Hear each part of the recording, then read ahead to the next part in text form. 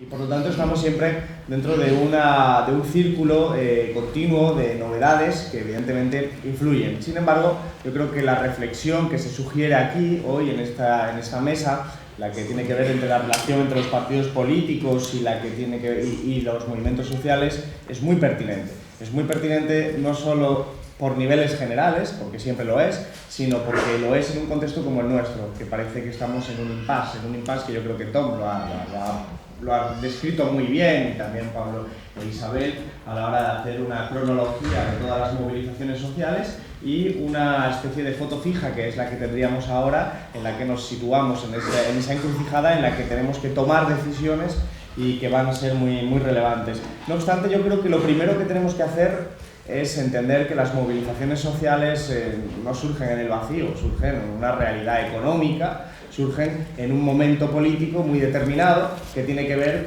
en particular con la profundización de una crisis económica estructural a partir del año 2008, que lo que hace es empeorar radicalmente las condiciones de vida de cada vez mayores sectores sociales.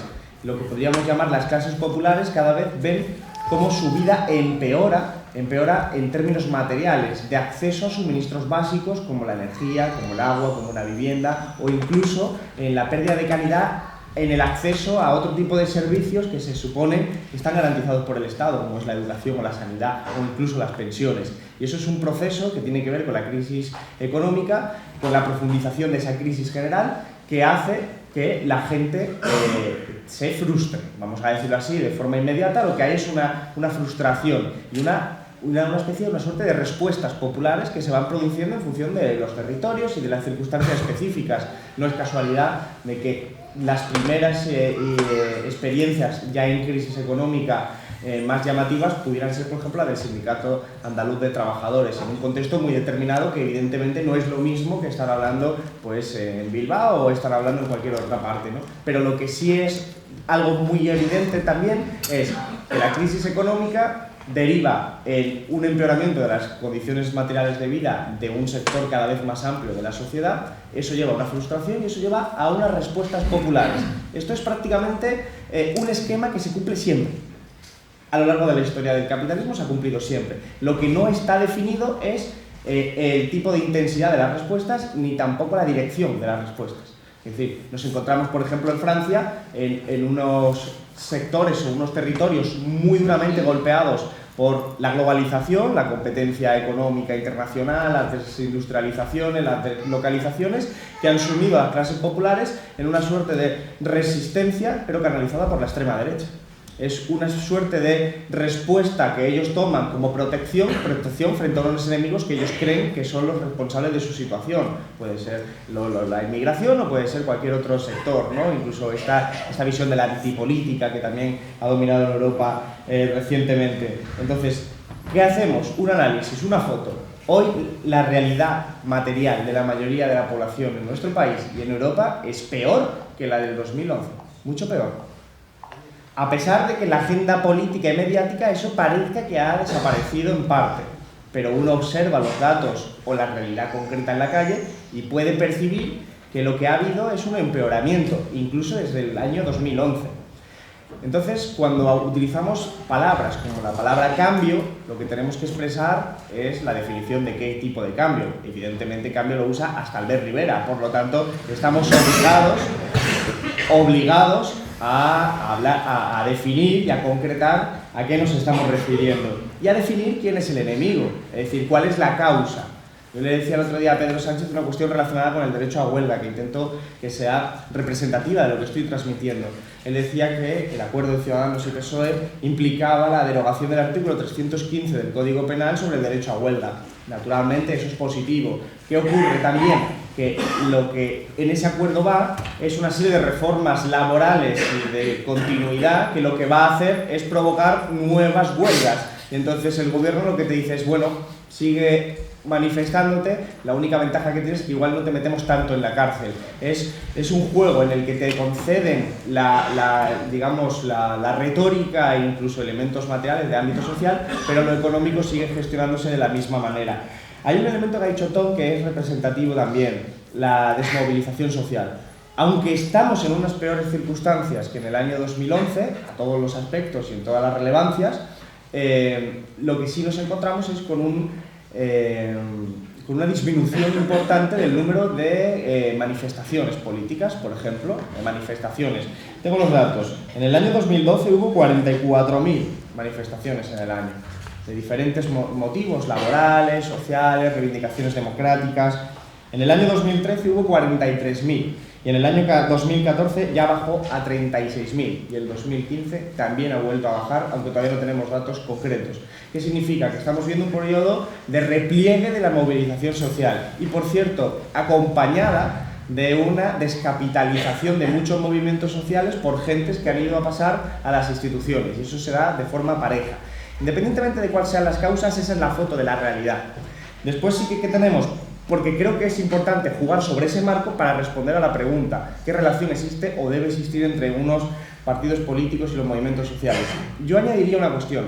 Yo no me refiero, cuando digo partidos políticos, a la fórmula jurídica de un partido político, que es verdad que suele ser más rígida, más vertical, mientras que un movimiento social suele ser pues, más horizontal, más asambleario y con formas más ágiles de organización.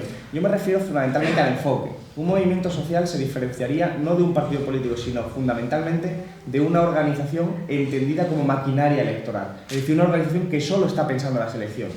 Y eso es en lo que se han convertido fundamentalmente todos los partidos políticos de Europa en los últimos años, todos, los viejos y los nuevos, en una maquinaria electoral centrada en los hitos electorales. Y encima, como tenemos tantos hitos electorales, y esto no es una queja, es una constatación naturalmente, el año pasado, por ejemplo, hubo 4 hitos electorales, 4 elecciones, con todas las organizaciones volcadas en el elemento electoral, naturalmente hay un repliegue en otros espacios, en espacios que tienen que ver con lo social.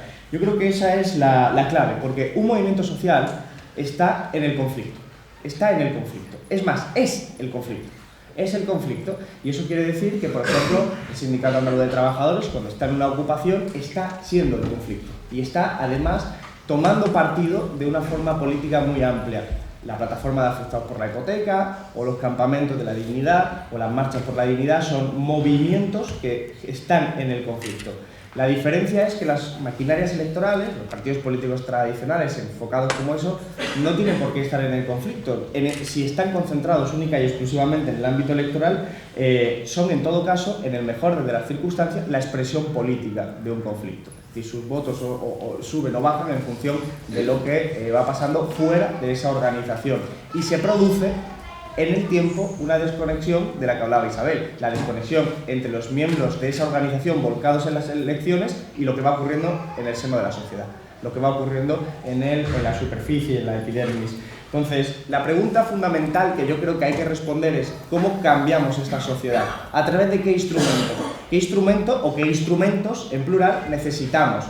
Porque no es lo mismo decir, a lo mejor hay alguien aquí que piensa que es posible transformar, y es más, que es la única forma de transformar la sociedad a través de la legalidad, ¿no? De tener el BOE, para que nos entendamos, de hacer leyes. Nuevas leyes cambian la realidad. Eso podría ser una fórmula, alguien podría responder eso. Otros podrían responder que no, que es una cuestión cultural, que tiene más que ver pues, con las universidades, con la educación, con las charlas, con los procesos de formación intelectual, bueno, formativa en definitiva, la pedagogía. Pero alguien más podría responder, no, se trata fundamentalmente de estar en el conflicto social, es decir, que si mi vecino le desahucian, yo tengo que estar allí para decirle a él, para ayudarle en primer lugar a que no pierda su vivienda, pero al mismo tiempo para organizarnos políticamente frente a quien nos está empeorando la vida, ¿no? Entonces, responder a esa pregunta no es fácil, porque normalmente es una combinación de todas estas posibilidades, pero en función de lo que creamos, respondemos y construimos un instrumento diferente. Y claro, otra pregunta fundamental que yo sitúo es ¿cómo se llega a las clases populares? Esto parece una pregunta inocente, pero no lo es. Porque, ¿sabéis? Todas las investigaciones en ciencia política, en teoría política, han demostrado que los partidos anticapitalistas o radicales, izquierdas, lo que en España sería Podemos, Izquierda Unida, fundamentalmente, no llegan a las clases populares. No llegan. Es decir, las clases populares en Europa no votan a los partidos anticapitalistas de izquierdas. No votan. Eso no quiere decir que los votantes de un partido anticapitalista suelan ser gente también incluso de clases populares, aunque cada vez menos. Pero lo que ocurre, lo que se constata, es que, por ejemplo, en nuestro país, jubilados, personas que trabajan en el trabajo doméstico y, sobre todo, parados, desempleados, votan al Partido Popular.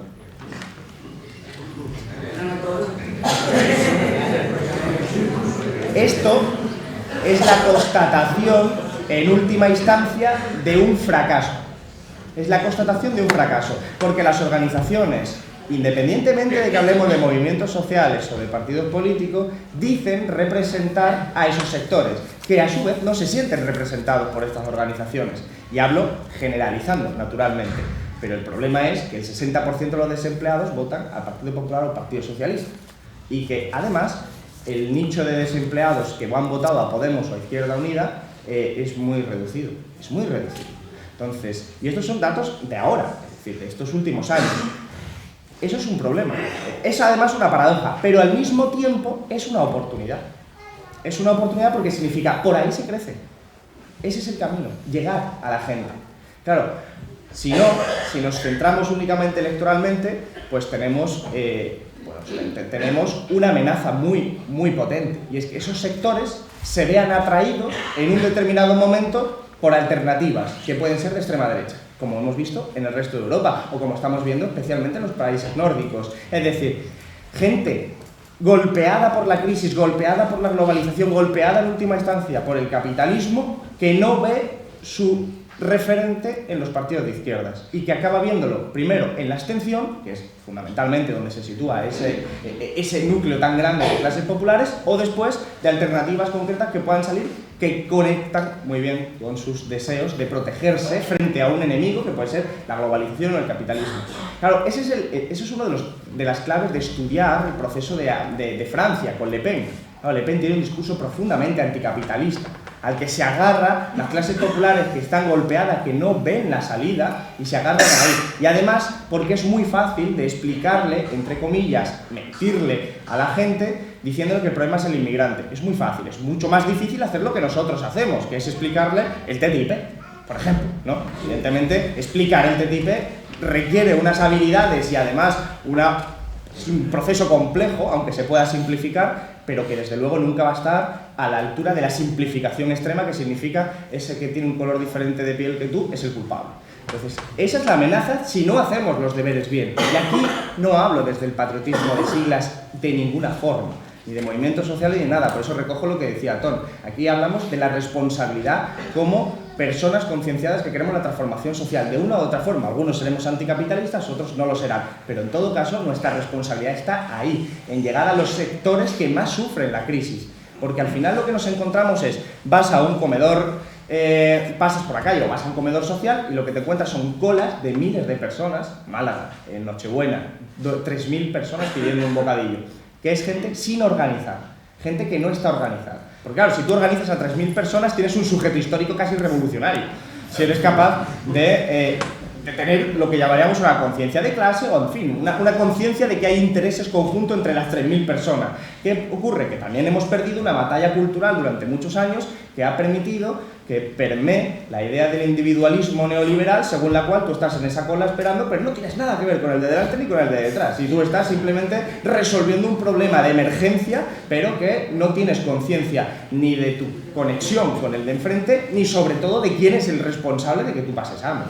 Que ese es el problema, ¿no? Entonces, si nosotros vemos todo eso y decimos la crisis empezó en el 2008, cuando veíamos 2012, 2013, veíamos que parecía que eso lo estábamos modificando, parecía que lo estábamos cambiando. Es más, yo elogié y defendí y defenderé hasta el último momento toda acción de desobediencia civil, que son elementos ilegales, como los que hizo el SAT en los supermercados. ¿Por qué? Porque expresan en última instancia un problema real, que es el hambre, un problema real, y es un ejercicio de pedagogía, fundamentalmente. Evidentemente todo el mundo sabía que con esos carritos no se iba a resolver el hambre en Andalucía, pero era una forma de situarlo en primera línea. Entonces, creo que el instrumento que se necesita es entender que las elecciones es el resultante de procesos anteriores, y esos procesos anteriores solo lo pueden hacer los movimientos sociales.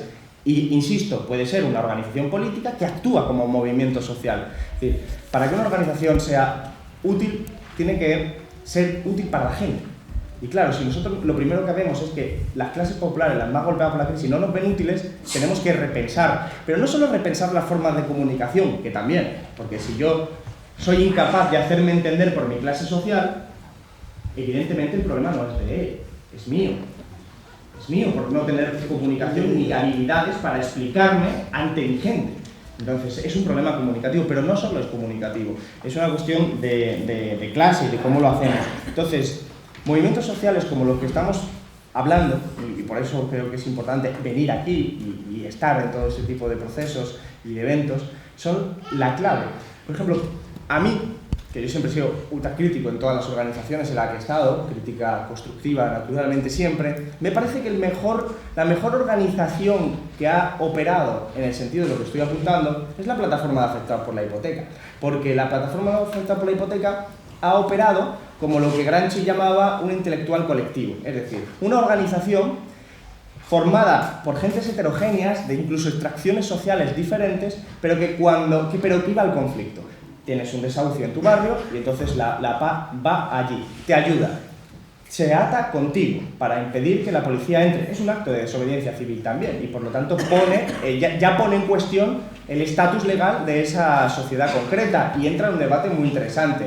Legalidad frente a legitimidad. Ya es un elemento de brecha cultural. Pero sobre todo, es que no solo te va a ayudar como si fuera una ONG cualquiera, sino que al mismo tiempo que te está ayudando a evitar un desahucio, te está explicando que ese desahucio no es azaroso, sino que tiene unos responsables. Tiene unos responsables políticos, tiene unos responsables financieros, tiene una estructura y que evidentemente hay una relación entre que te desahucien a ti y desahucien al del frente. Y entonces se genera una organización. Y eso es algo que es la clave para movilizar y organizar a nuestras propias clases populares. Y yo creo que por ahí es por donde tienen que ir todos los procesos. Porque lo electoral está bien y puede ser la gente más o menos hábiles atrayendo los votos, pero lo que estamos viendo en estos procesos de los últimos años es que ni Podemos ni Izquierda Unida llega a las clases populares. No llega. De hecho, recoge un voto fundamentalmente caracterizado por dos sectores. El voto protesta, el voto de, perdonadme la expresión, estoy hasta los huevos y quiero votar a alguien para echar a los que están, pero que no es en sí mismo un voto constructivo, no hay un horizonte concreto, no hay un horizonte de sociedad diferente, simplemente es un voto protesta, un voto antipartidos clásicos, un voto antiélites, pero es una canalización de la frustración y luego un voto de expectativas insatisfechas. Cuidado con esto, eso quiere decir que hay mucha gente que tenía un relato vital en el que pensaba, vamos a poner un joven como de mi edad, de 30 años, que tenía una carrera hecha, que pensaba que iba a trabajar y de repente todo eso, que es lo que ha creído toda su vida, se desmorona y está frustrado. No es en realidad una clase popular de las que sufren el hambre, la miseria, la desigualdad, pero tiene una frustración y busca unos responsables. Pues ese voto también se ha canalizado con acierto. Pero lo que seguimos sin canalizar en gran medida es el voto de las clases populares. ¿Dónde, por ejemplo, yo sí he visto que eso se hace? Pues se hace, por ejemplo, en las CUP, en Cataluña, en determinados territorios y zonas. Las CUP tienen tanta imbricación con los conflictos locales que eso se consigue. O, por ejemplo, en Andalucía. En Andalucía todo el trabajo que ha sido histórico de CHAP, de la CUT, de Izquierda Unida, etcétera, histórico, ha permitido que muchos lugares donde efectivamente se producen privaciones fundamentales estén canalizadas también políticamente. Pero tenemos un problema en las grandes ciudades, un problema enorme. En las grandes ciudades los barrios pobres fundamentalmente no votan. Es más, están desconectados, sufren en silencio en muchas ocasiones las consecuencias de la crisis. Familias que se repliegan, son desahuciadas y se van a vivir a una misma vivienda a depender del salario de quien pueda trabajar o si no, de la pensión del abuelo, de la abuela o haciendo apaños, chapuzas para cobrar 20 euros y te arreglo el ordenador o te pinto la casa o te voy a arreglar la fontanería y así está sobreviviendo a duras penas una gran parte de nuestra sociedad. Y esa parte de la sociedad es la parte a la que, por cierto, no se llega a través de la sexta noche, sino que se llega a través de la acción concreta en los tejidos sociales. Y eso es lo que tenemos que hacer colectivamente. Por eso hay que abandonar esa idea del patriotismo y de la competencia electoral. Joder, yo he competido contra Podemos electoralmente, pero es que yo no estoy hablando de un cupo de poder institucional. Yo estoy hablando de un problema real de nuestra sociedad para los próximos años y de los problemas de emergencia social y por lo tanto la responsabilidad y la madurez que se nos exige es mucho mayor. Termino con una cuestión. Creo que Decía Isabel una cuestión muy relevante de las instituciones, de cómo te absorben. No es solo un elemento material, yo soy materialista, soy marxista, está claro, el ser determina la conciencia. ¿Cómo resumen en una determinada exposición? Es evidente, yo cuando llegué a Madrid lo que hice fue pillarme una buhardilla en un piso compartido para decir yo tengo que vivir igual que vivía antes y así no hay ningún problema de relación material. Donamos, renunciamos a los planes de pensiones, hicimos un ejercicio ético y político, pero también de protección interna para que no se te mueva los pies. Pero es que es un elemento que no solo es material, es que también es simbólico. Vosotros sabéis que cuando la gente es diputado, pues de repente el policía se te saluda. Y claro, tú estás en una manifestación que solía pegarte y el tío que solía pegarte de repente...